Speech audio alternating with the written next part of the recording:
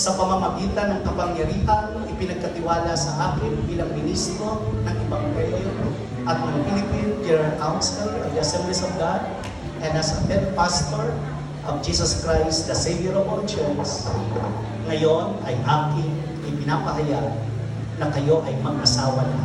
Alinsunod sa batas ng Diyos at ng batas ng Republika ng Pilipinas.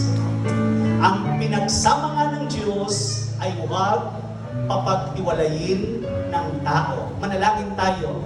Amang Diyos na makapangyarihan, narito si Jerome at si Giles, amin silang itinatalaga sa iyong makapangyarihang kamay. May your blessings, favor, protections be upon them, Lord, from this day onwards. In the name of the Father, and of the Son, and of the Holy Spirit.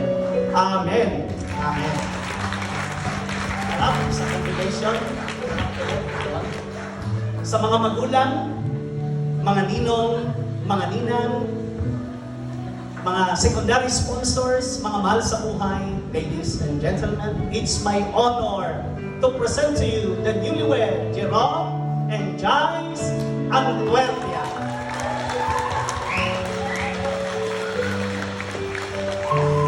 At ngayon, ang inaabangan at hinihintay ng lahat, Dong, Giles, yung mga naunang halik, kalimutan nyo na yun. Ito ang unang halik na gagawin nyo sa harapan ng Panginoong Diyos, sa harapan ng inyong mga magulang, mga ninong at ninang, at lahat ng inyong mga mahal sa buhay at panauhin. Now, Jerome, you may now kiss the bride.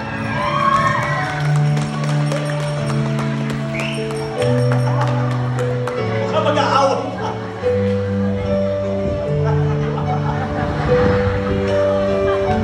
Okay. Sabi ni Giles, ngayon na, ngayon na. Ayaw.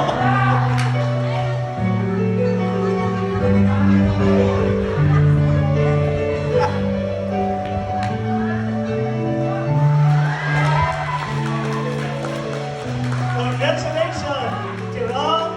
Ay, isa pa raw. Nagre-request yung photographer natin. Isa pa, isa pa. Ulit. Tabaan niyo raw. Pinukuhaan kayo. Ready? 1, 2, 1 to 10. Go!